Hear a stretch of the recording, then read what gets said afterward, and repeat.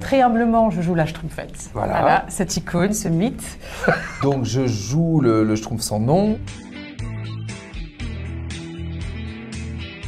Tout m'a donné envie de faire ce rôle, la Schtroumpfette évidemment, les Schtroumpfs, mais toutes les valeurs qu'on aborde dans ce film. Et en plus, la Schtroumpfette, de donner cette image de la femme quand même. Elle a du tempérament, elle se laisse pas faire, elle dirige, elle lead, elle aide en même temps avec amour et bienveillance. Ouais. Avec la Schtroumpfette jouée par Sophia, on va vivre toute une série d'aventures parce que le grand Schtroumpf a été enlevé par Gargamel, qui est le méchant historique des Schtroumpfs, et son frère Razamel, joué par François Damiens. Et au-delà d'aller retrouver le grand Schtroumpf et le ramener dans le village, ça va être aussi un voyage un peu initiatique pour lui, parce qu'il s'appelle Sans nom.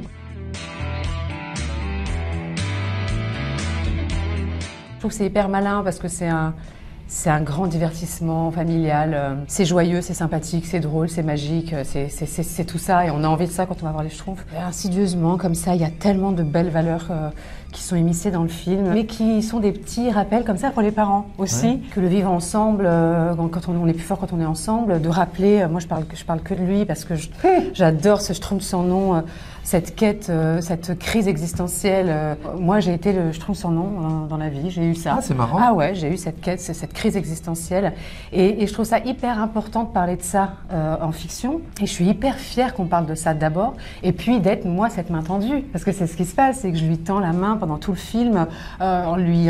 Par contre, ce que m'a donné mon fils, peut-être l'importance de la responsabilité des dessins animés. Mais là, c'est de me dire waouh. En fait, les dessins animés, c'est extrêmement important. Ce qui est dit, ce qui va rentrer dans la tête des gosses, c'est une responsabilité énorme. Et c'est peut-être parce que maintenant j'ai un enfant qui va dans le futur, parce que pour l'instant il n'y a pas de dessin animé, mais dans le futur il en regardera. Là, d'un coup, je me rends compte en fait à quel point c'est important. Et quand on a un film qui est malin comme celui-ci, bah, je trouve ça super, j'ai hâte de lui montrer. Tout ce qu'elle m'apporte en me guidant. Voilà. Et je trouve ça hyper mignon. Il est complètement abattu et j'ai toute une sorte de discours de guide spirituel, tu sais.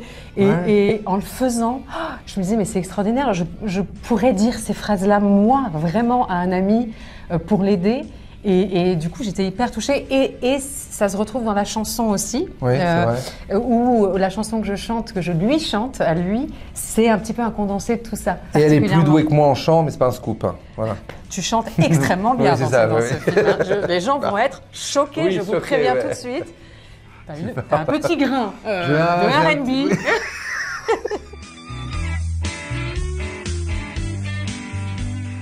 Moi, je sais qu'ils étaient là puisque déjà, j'ai dans mes dents des caries qui montrent une dizaine de tonnes de Schtroumpfs que j'ai mangé.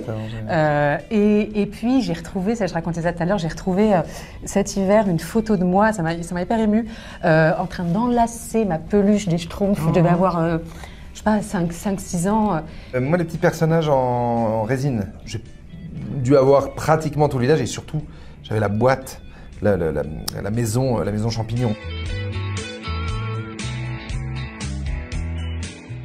Je le dis avec une vraie humilité, mais moi vraiment, je pratique la bienveillance constamment. Tu serais Schtroumpf bienveillant? Je pense. Moi, je dirais c'est plus terre à terre. Je dirais Schtroumpf surbooké.